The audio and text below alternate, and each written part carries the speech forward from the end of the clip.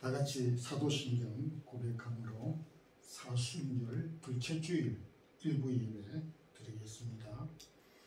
전능하사 천지를 만드신 하나님 아버지를 내가 믿사오며 그 외아들 우리 주 예수 그리스도를 믿사오니 이는 성령으로 잉태하사 동정녀 마리아에게 나시고 본디오 빌라도에게 고난을 받으사 십자가에 못 박혀 죽으시고 장사한 지 사흘 만에 죽은 자 가운데서 다시 살아나시며 하늘에 오르사 전능하신 하나님 우편에 앉아 계시다가 저리로서 산 자와 죽은 자를 심판하러 오시리라. 성령을 믿사오며 거룩한 공회와 성도가 서로 교통하는 것과 죄를 사하여 주시는 것과 몸이 다시 사는 것과 영원히 사는 것을 믿사옵나이다. 아멘. 귀한 성의를 우리에게 주셔서 이날도 저희들이 주 앞에 나와 온전히 경배 드리고자 합니다. 저희들의 마음속에 담겨져 있는 생각과 마음을 지켜주시고 지금까지 인도해 주셨음을 감사드립니다. 이 땅 위에 짧은 지난 한 주간이지만은 많은 일들이 있었습니다. 전쟁과 지진과 재난과 또 경제적인 궁핍과 어려운 상황들로 인하여서 고통받는 백성들이 우리 주변에 너무 많이 있음을 보고 듣습니다. 하나님께서 이 백성들을 긍휼히 여기시고 불쌍히 여겨 주셔서 하나님 안에 주시는 참된 평화를 누릴 수 있기를 원합니다. 오늘도 저희들이 귀한 성의를 기억하고 주님의 백성들이 각 처소에서 예배를 드릴 때 주님께서 함께해 주시고 또한 저희 사랑의 교회에 속하여져 있는 우리 모든 성도들 가정마다 개인마다 함께해 주시고 흩어져 있는 성도들, 출타 중에 있는 성도들, 오고 가는 모든 차편과 삶의 현장에서도 주님이 동행해 주시고 이 하루도 주께 영광 돌리기를 원합니다. 육신이 연약한 자들이 있습니다. 하나님께서 회복되는 놀라운 은혜를 더하여 주옵시고 영적으로 심히 연약하여 또 낙심 중에 있는 자들도 있고 여러가지 개별적인 생각과 삶의 지친 가운데 있는 많은 사람들을 주님께서 힘을 주시고 능력 더하여 주셔서 회복되는 놀라운 은혜를 더하여 주옵소서. 오늘도 주님의 이름으로 예배드리는 저들의 예배들 위에 축복해 주옵시되 저희들이 드리는 예배를 통해서도 하나님께 영광 돌리게 해 주옵시고 어린 자녀들의 예배와 일부 예배와 오늘도 몸과 마음을 드리는 귀한 성도들의 찬양과 경배와 예배와 헌신들을 받아주시고 축복해 주옵시며 부족한 종을 붙잡아 주셔서 오늘 이 시대에 우리 성도들에게 합당한 말씀으로 주옵소서. 예수 그리스도 이름으로 기도드리옵나이다. 아멘. 하나님의 말씀은 구약 사사기 1장 1절에서 3절까지 합독하겠습니다.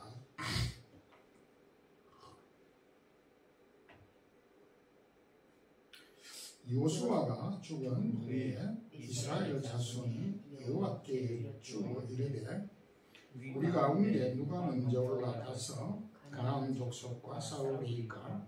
여호와께서 이르시되 유다가 올라갈지니라. 보라 내가 이 땅을 그의 손에 넘겨 주었노라 하시니라. 유다가 그의 형제 시므온에게 이르되 내가 제비 뽑아 얻은 땅에 나와 함께 올라가서 가나안 족속과 싸우자. 그리하면 나도 내가 제비 뽑아 얻은 땅에 함께 가리라 하니 이에 시므온이 그와 함께 가니라. 아멘. 사사기는 여호수아가 죽은 후에 라고 하는 말씀으로 시작되고 있습니다. 여호수아가 죽은 후에 이스라엘 백성들은 한마디로 하나님을 떠나서 범죄하고 방황하였습니다. 그 가운데 오늘 본문은 여호수아가 죽은 후에 이스라엘 백성들의 마음속에 세 가지 나쁜 숨어있는 습관들, 평소에 가지고 있는 이런 습관들을 볼 수가 있는 말씀을 통해서 사람이 마음속에 숨겨져 있는 세 가지 습관이라는 제목의 말씀으로 함께 은혜를 나누고자 합니다.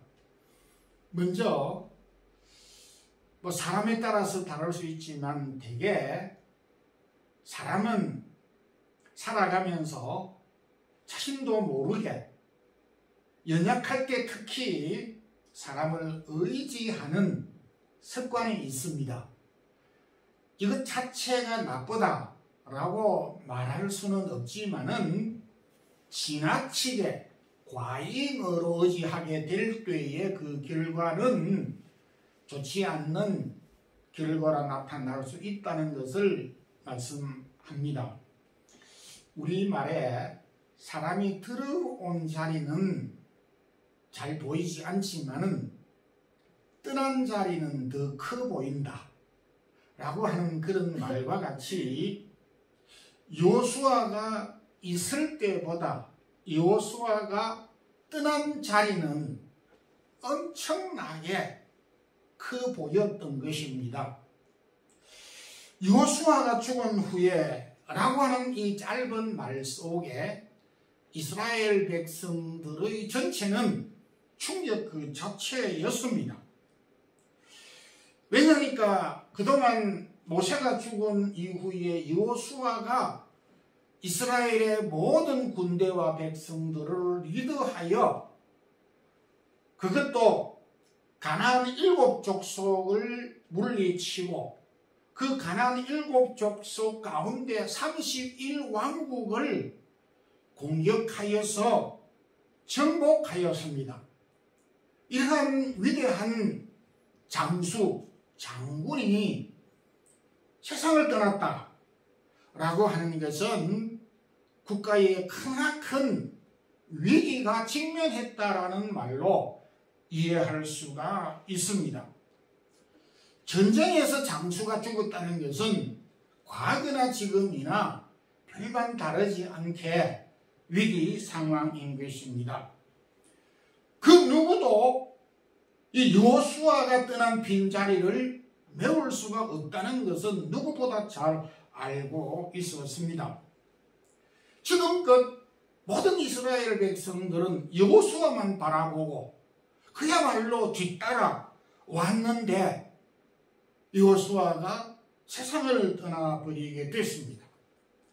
사람이 죽을 때에 첫 번째 느끼는 감정은 슬픔입니다. 우리가 알고 있는 사람이든 또 모르는 사람이든 가깝든지 멀든지 같이 살아가는 모든 사람들이 세상을 떠났다라고 할 때에 첫 번째 느끼는 감정은 슬픔입니다. 아픔입니다. 그런데 지금 여호수아가 죽었다는 것은 이스라엘에게 크나큰 슬픔이지만은 어쩌면 슬픔보다는 두려움이 더 앞서고 있다 이렇게도 이해할 수가 있습니다. 하나님은 왜 이스라엘 백성들을 저 애굽에서 광야를 거쳐서 가나안 7족속 31왕국을 무찌르긴 했지만은 그야말로 오롯이 적진한 가운데 이스라엘을 딱 데리다 놓고 여호수아가 세상을 떠나버렸습니다. 그들이 가만히 있으면은 가나안 족속들에게 포위가 된 그런 상황이었습니다. 그런데 어찌하여서 하나님은 그 백성들을 가나안 땅 중앙에 데리다 놓고 지도자 여호수아를 데리고 갔었을까? 예수님께서 십자가에 돌아가실 때에 제자들이 모두 뿔뿔이 흩어졌습니다. 그리고 난 다음에 부활하셔서 40일 지난 다음에 성천하였을 때의 제자들의 상황은 정신도 못 차리고 있는 그런 상황이었지만 호련히 주님은 하늘로 성천하시고 떠나버렸습니다. 인간적인 생각으로 볼 때에 이거 정말 제자들이 과연 예수님께서 맡겨주신 사명을 고사하고 제대로 처신을 할 수 있을까라고 할 정도로 모든 것들이 갖추어지지 않는 상태에서 주님은 호련히 떠나버리고 말았습니다. 그런데 이 앞서 모세가 세상을 떠났을 때 여호수아 1장에서 보면 모세가 죽은 후에라고 하면서 여호수아서가 시작이 되는데 그때도 똑같은 상황이 벌어졌습니다. 여호수아는 어렸고 모세가 이스라엘 백성들을 광야까지 인도했지만은 저 철벽과 같은 여리고성을 비롯해서 가나안 7족속과 31왕국을 어떻게 해치고 정복을 해야 될 것인지 안단했습니다. 그래서 여호수아를 비롯한 이스라엘 백성들은 모세의 죽음에 대하여 슬픔보다는 두려움으로 압박으로 가득 차 있었던 것입니다. 이와 같은 상황은 오늘 우리가 살고 있는 시대에도 동일하게 반복되고 있다라는 것입니다. 우리가 살아가게 되면서 우리 자신들도 느끼지만은 위기를 당할 때에 사람은 자신도 모르게 사람을 의지하는 그것도 과잉으로 그야말로 지나치게 의지하는 경향과 습관이 있다라는 것입니다. 근데 우리의 이 생각에는 좀 더 계셔서 지도하고 인도하고 이 모든 일들에 대하여 책임을 져 주었으면 좋겠다 생각이 됨에도 불구하고 하나님은 때가 되면 사람을 불러가신다. 오늘 이 말씀은 하나님은 어떤 시대를 막론하고 새 시대를 열기 위해서 옛 사람을 데리고 가신다 라고 하는 사실과 하나님은 사람을 그 사람이 엄청나게 위대한 지도자라 할지라도 하나님이 그 지도자를 데리고 가신다라고 하는 것은 그럼에도 불구하고 하나님의 역사는 쉬지 않고 계속된다. 사람은 죽지만은 하나님의 역사는 쉬지 않고 계속된다라고 하는 사실을 우리에게 교훈해 주고 있습니다. 뒤돌아볼 때에 저도 그렇습니다만은 가정적으로 우리 부모님이 세상을 떠나면은 이 많은 식구들이 어떻게 살아가지? 모두가 온 식구가 다 부모님을 의지하고 바라보고만 있었는데 어머니, 아버지, 어머니 한 사람씩 하나님이 데리고 가시는 것입니다. 그럴 때마다 가족은 충격에 빠지기도 하고 낙담해하기도 하고 당황해하기도 하지만은 하나님은 때가 되면 사람을 불러가시는 것입니다. 그래서 우리가 개인적으로 가정적으로 경험하고 있는 내용이기도 합니다. 동시에 교회도 마찬가지입니다. 교회도 참 저도 어린 시절에 교회 아주 훌륭한 장로님들, 교회 또 집사님들이 교회를 열심히 섬기고 봉사하셨던 분들이 한두 번씩 세상을 떠남으로 교회가 어려움에 처하는 것도 보았습니다.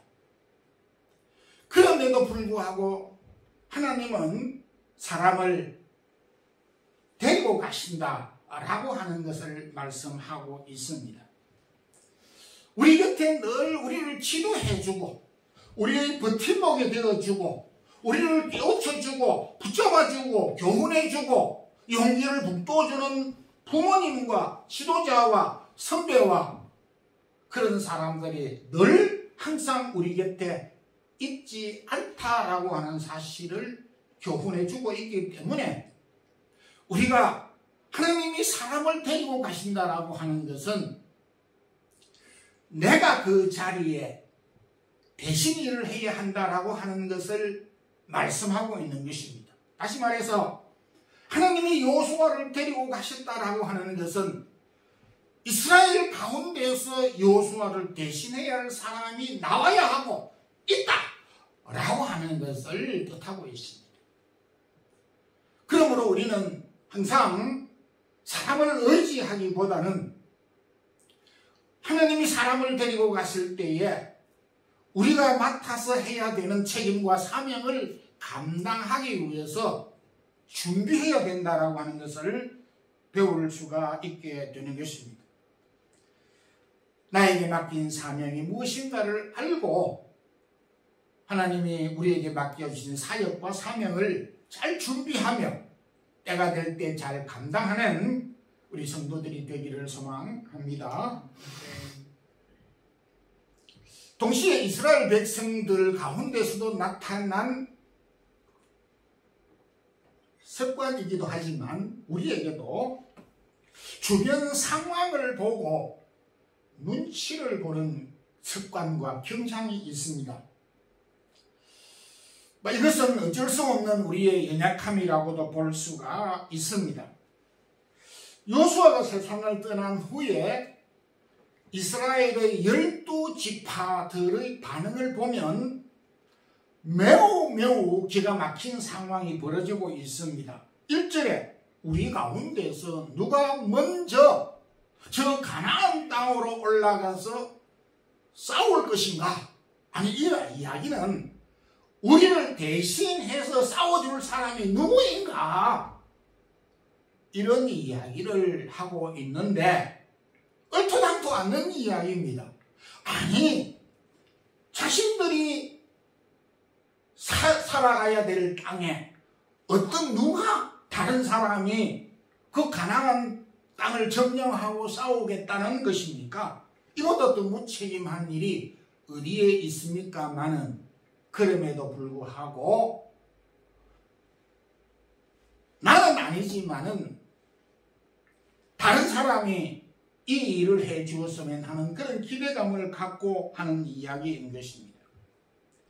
그동안에 이스라엘 백성들은 모두 자신의 책임보다는 여호수아가 우리를 지도했고 따라가기만 하면 됐고 의지하면 되었기 때문에 아무 계획이나 또 준비도 손을 놓고 있는 상태에 있었기 때문이라는 사실을 볼 수 있게 됩니다.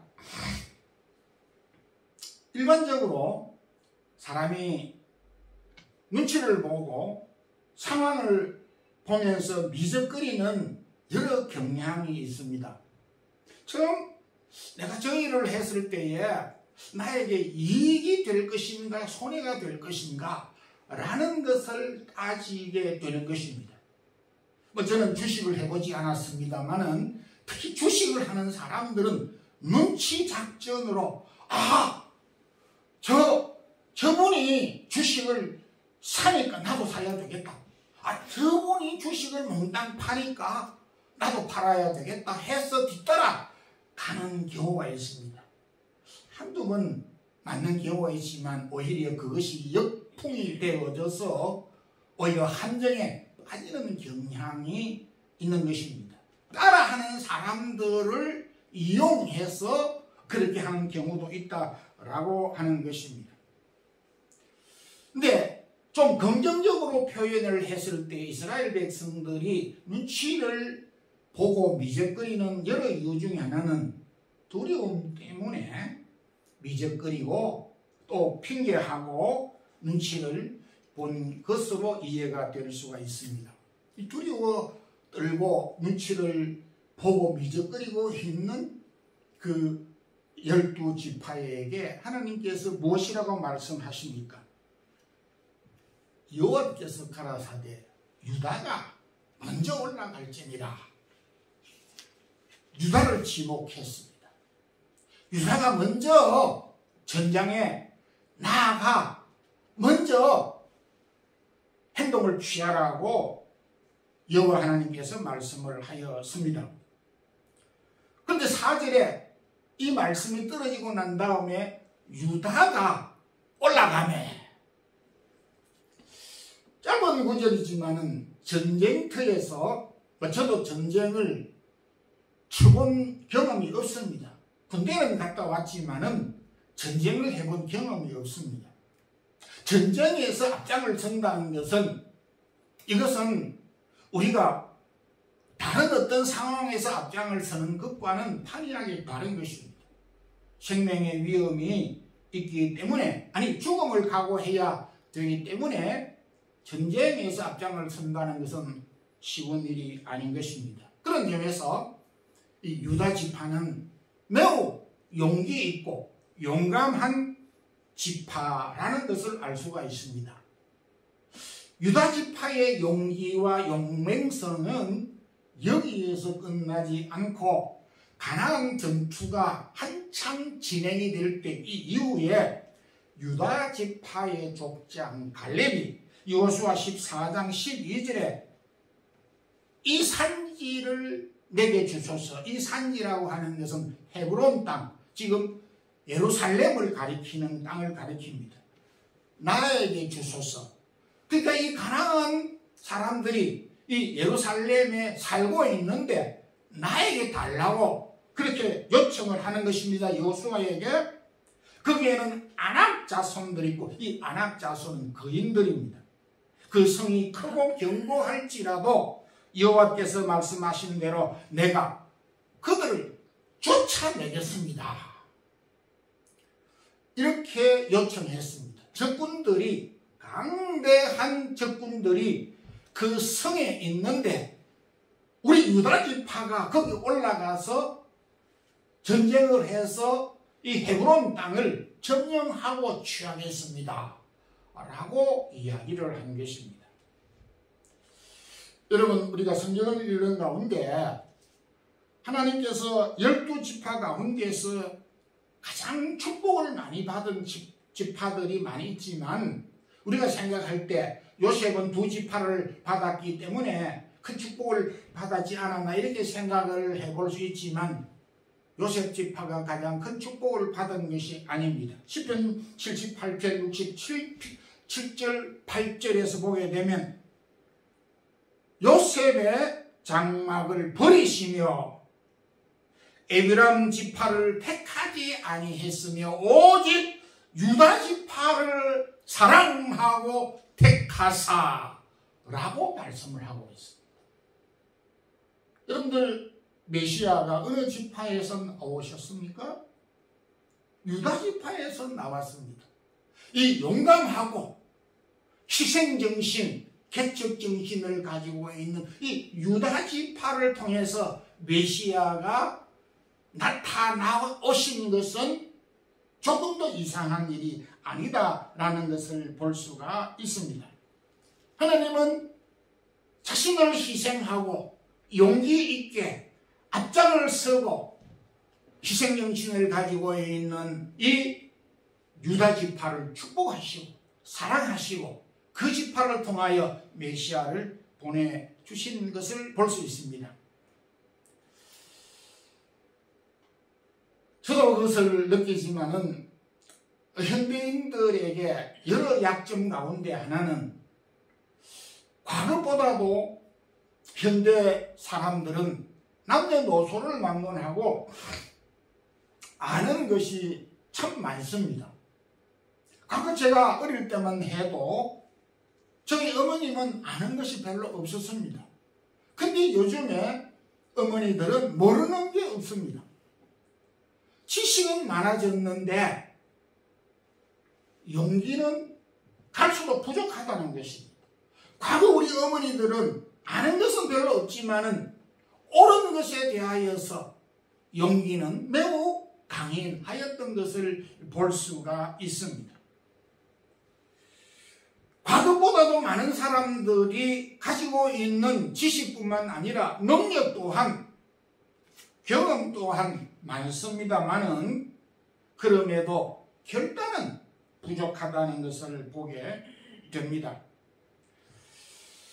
놀랍게도 마귀는 오늘 우리가 어떤 용기를 가지고 희생정신을 가지고 일을 하려고 하면 우리에게 꼭 방해를 합니다. 너 혼자만 이렇게 잘난 척하고 너 혼자만 열심히 왜 그렇게 내고 열심히 믿느냐고 우리에게 늘 이런 유혹을 하게 되는 것입니다. 당신이 늘 희생을 하지 않느냐고, 당신이 그렇게 늘 봉사를 하지 않느냐고, 왜 당신 혼자만 그렇게 하느냐고, 보조를 좀 맞추어서 하라고, 그것도 낮은 수준으로.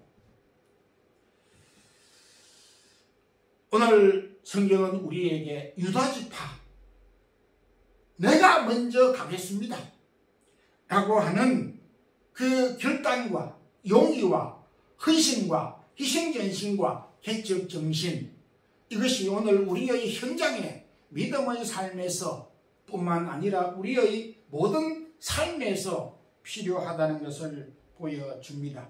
하나님은 헌신과 희생정신과 용기를 가지고 일하는 자들에게 더 능력과 힘을 주신다는 사실을 우리가 꼭 기억하고 우리의 맡은 일에 대하여 더욱 적극적으로 헌신하고 희생하고 용기를 가지고 일할 수 있는 우리 성도들이 되기를 소망합니다.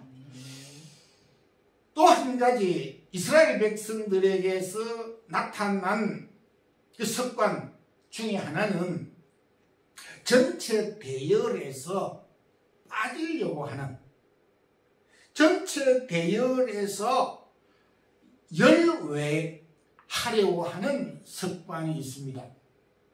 저도 그 군대 생활을 하면서 공연히 훈련을 받는데, 그것도 굉장히 유교 훈련을 받는다고 했을 때에 아프다는 핑계를 대면서 그 어려운 훈련에 빠지려고 하는 병사들이 종종 있는 것을 봅니다. 꾀병이죠. 그 대열에서 빠지려고 하는 그런 습성이 어느 공동체, 어느 사회에서나 다 있습니다.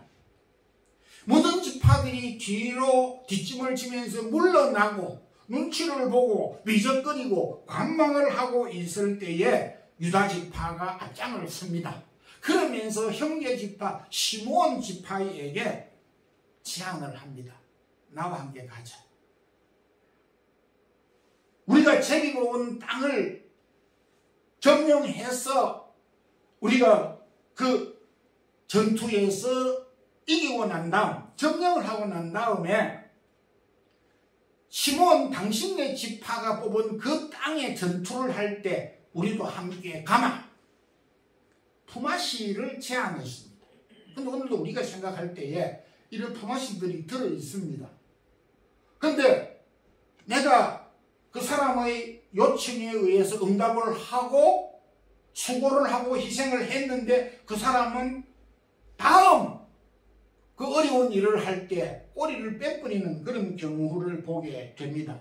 위험 부담이 없는 것은 아니었음에도 불구하고 시므온 지파는 유다 지파의 요청을 응답하여서 함께 전투에 임함으로 인하여서 예루살렘 점령의 성전보를 가져오게 되었습니다. 그래서 시므온 지파와 유다 지파가 연합전선을 펴서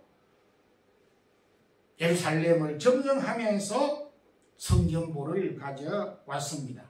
반면에 대열에서 빠진 지파들은 어떻게 됐습니까? 1장 21절을 보게 되면 그 대표적으로 베냐민 지파는 여부수 족속을 쫓아내지 못함으로 오늘날까지 예루살렘에 거주하니라. 여기도 예루살렘이 그 한쪽 모두가 다 점령한 것은 아니고 부분 이렇게 각 지파들이 살고 있었기 때문에 베냐민 지파들은 예루살렘을 점령하지 못하고 그들과 함께 공유하면서 타협을 하고 말았던 것입니다. 그 결과 지금 수천 년이 3천 년이 지났으면서도 불구하고 지금 현재 오늘 예루살렘의 인구가 약 한 80만 정도 되는데 이 중에 유대인들은 겨우 4분의 1 정도인 20만 명 정도밖에 되지 않고 나머지 60만 명은 아랍계 사람이 지금도 살고 있습니다. 그러니까 1장 21절을 보게 되면 베냐민 자손은 예루살렘에 거주하는 여부수 족속을 쫓아내지 못하므로 여부수 족속이 베냐민 자손과 함께 오늘까지 예루살렘에 거주하니라.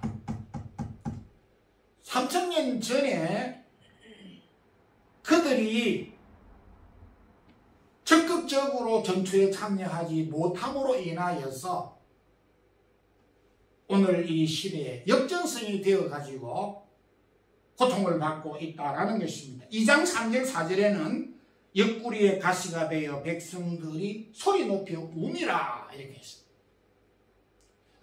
그들을 다 쫓아내지 못함으로 인하여서 그들의 옆구리에 가시가 되어서 이스라엘 백성들이 소리 높여 아픔을 지금까지 겪고 있다라고 하는 것을 말해주고 있습니다.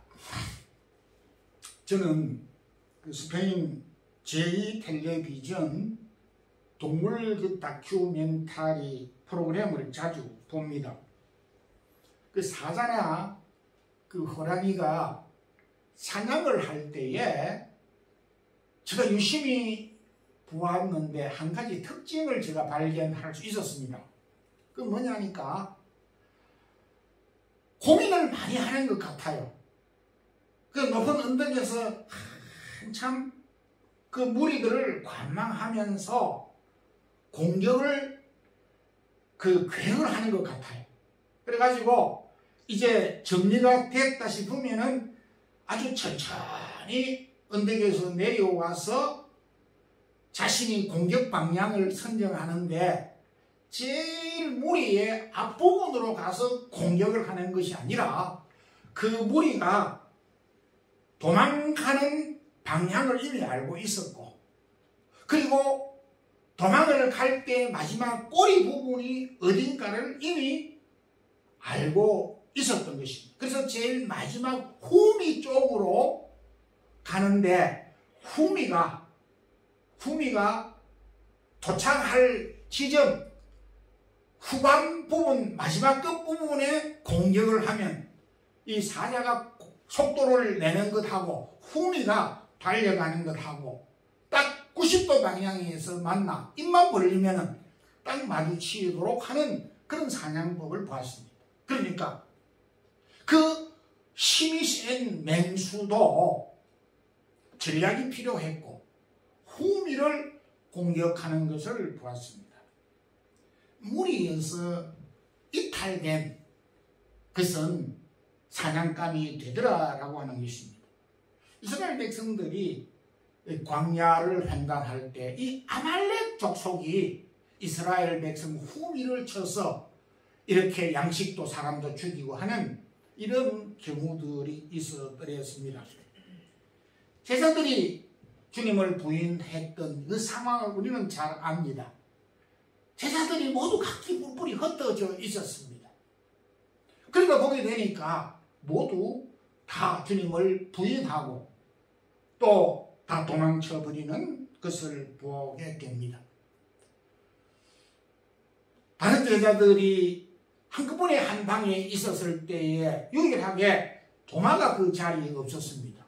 그랬을 때에 도마는 예수님의 부활을 믿지 못하는 그런 형편이 되고 말았습니다. 성도 여러분, 활활 타오르는 이 뜨거운 장작불도 하나씩 떼놓으면 불이 꺼지게 됩니다. 그러나 개미도 개미도 때를 지으면은 태산을 만드는 것이죠. 모기도 모이면은 사자도 잡아먹더라. 오늘 가나안 정복의 역사, 가나안 정복의 역사가 우리에게 교훈해 주는 것은 함께 할 때, 힘을 모을 때에 승리할 수 있다라고 하는 교훈을 다시 확신시켜 주고 있습니다. 말씀을 몇 개 씁니다.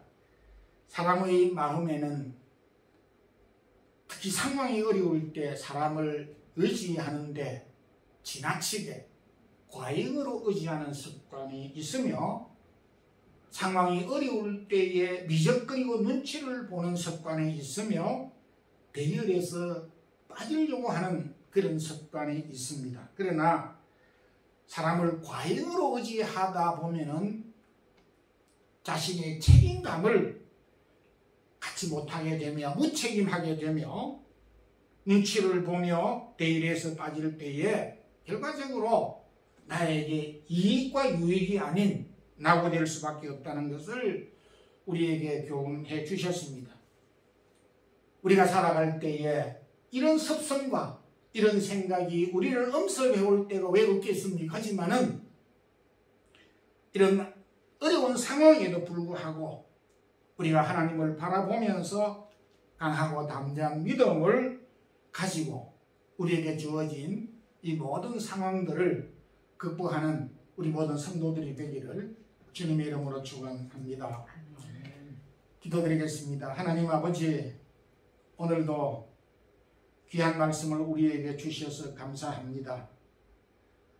오늘 이 시대에도 역시 우리의 마음속에 우리가 연약하기 때문에 사람을 지나치게 의지하는 마음과 상황이 어려울 때 미적거리고 눈치를 보는 그런 습성과 대열에서 빠지려고 하는 이런 여러 가지 습관과 유혹들이 우리에게 있습니다. 그럼에도 하나님께서 여호수아에게 주신 말씀과 같이 상황이 아무리 어려워도 강하고 담대한 믿음을 갖고 오직 하나님만을 바라보고 전진해 갈 것을 요청하였었듯이 우리의 처한 상황이 어렵고 힘들어도 오직 하나님을 바라보고 강하고 담대한 믿음의 사람들이 되게 하옵소서. 몸과 마음과 시간과 오늘도 귀한 예물을 주께 드렸습니다. 사랑하는 성도들의 손길을 축복해 주시고 성도들의 가정과 기업과 자녀들에게 축복해 주시옵소서.